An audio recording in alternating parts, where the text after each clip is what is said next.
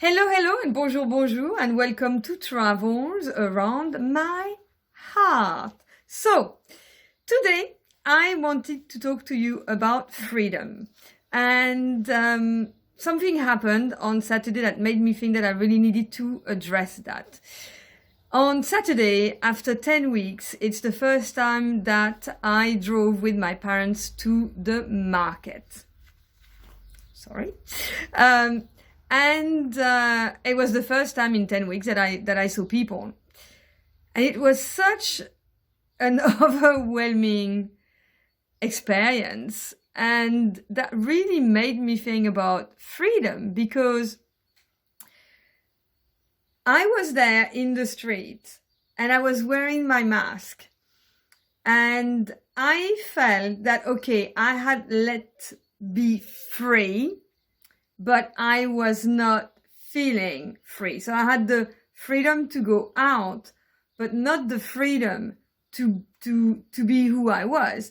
Because who I am is someone who goes and talks to people and kiss and hugs. And right there and then, these are things I just couldn't do because of social distancing. So it was really, really weird to be in the streets and then to walk away from people and to actually look at people and say, no, this one is not wearing a mask. This one is wearing a mask. Let me get out of their way. Let me manage, my environment and my space so that I don't come close to people. It's a really, really strange, really, really strange feeling. And I wanted to talk about it because it then, made me realize that, okay, the type of person that I am will also define the type of travel that I do. So because I'm a kisser and a hugger, when I go abroad, my prime motivation is to make connections. It's not to go and visit museums. I love culture, but I love living culture. And I will always do my best to meet people and to laugh and to go dancing with them and eat with them. That's very, very, very, very important to me. So that's the type of traveler that I am.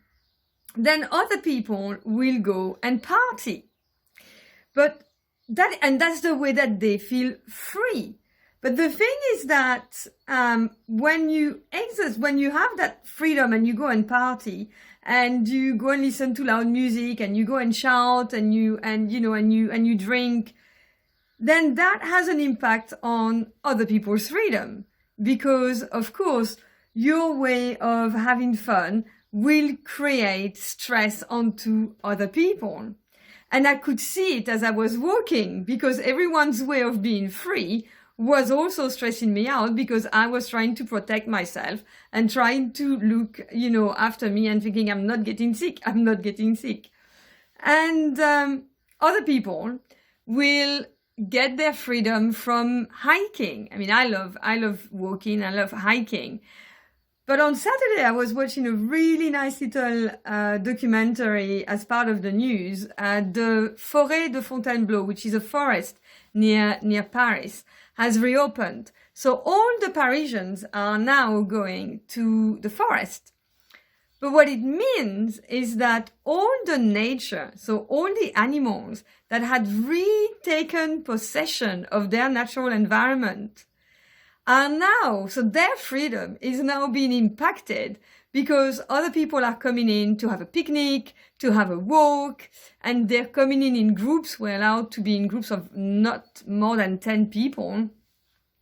And of course, the guards, the wildlife guards, were saying how this is affecting and impacting the hatching season, and how they were really worried that those animals have nowhere to go because they've made their nests, so they can't migrate.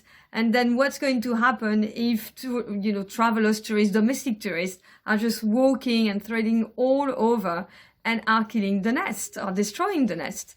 So, yeah, it really, got me thinking about this thing about freedom and what freedom means to us right now and how we exercise our freedom. So I for the first time, I went to see the mother of my friend, of one of my school friends. And, she threw the keys off the balcony and I opened the door and I went up.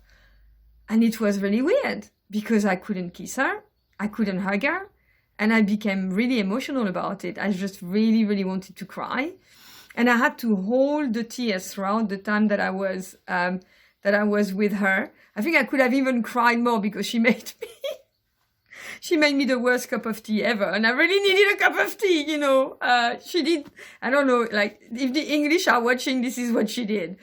She put the tea bag into the water and then put it into the microwave. And I did my best to try to switch on the kettle, but she said, no, let's not bother with the kettle. And I was livid, but I was present and I thought, no. Even though I feel that I need my cup of tea right now, I need her more and I need to have that wonderful chat. So that was funny.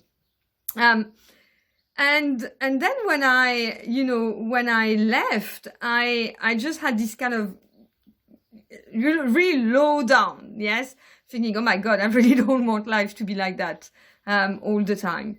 But I just, I really wanted to share that with you because what does it mean to you to be free?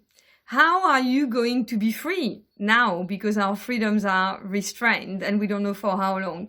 And how does the way that you are free impact on other people? And do you ever create something negative, as a result of exercising your freedom?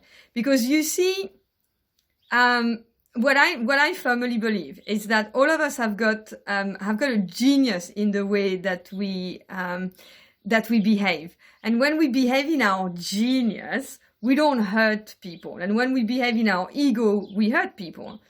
Now, we do that in everyday life, but we very rarely think about, okay, how are we in our genius as a traveler?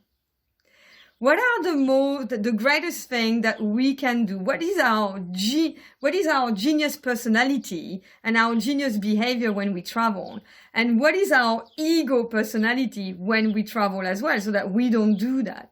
So I really wanted to share that with you, because one of the things that I've started to do for people is ego and genius readings for their personality, their traveling style. And I've loved the way that a lot of people that I have been doing it with have just realized things that they were not practicing enough when they were traveling, and how that really impacted on the stage in their life that they were at. And they then suddenly realized that, oh my God, this is the destination where I need to go in order to do that, because this is where I am right now, with my emotions, or this is what I want to create. So if you are interested in that, get in touch with me. But I'll repeat that question, because I think it's going to be a very important question for the next few months. How will you feel free within constrained rules, within a constrained environment, within a constrained space? And how are you, or do you make sure that when you go and travel, when you feel free, you don't impact on the environment or on other people's freedom? This is it. Thank you very much for being with me, and goodbye from the bottom of my heart. Bye-bye. Have a lovely day.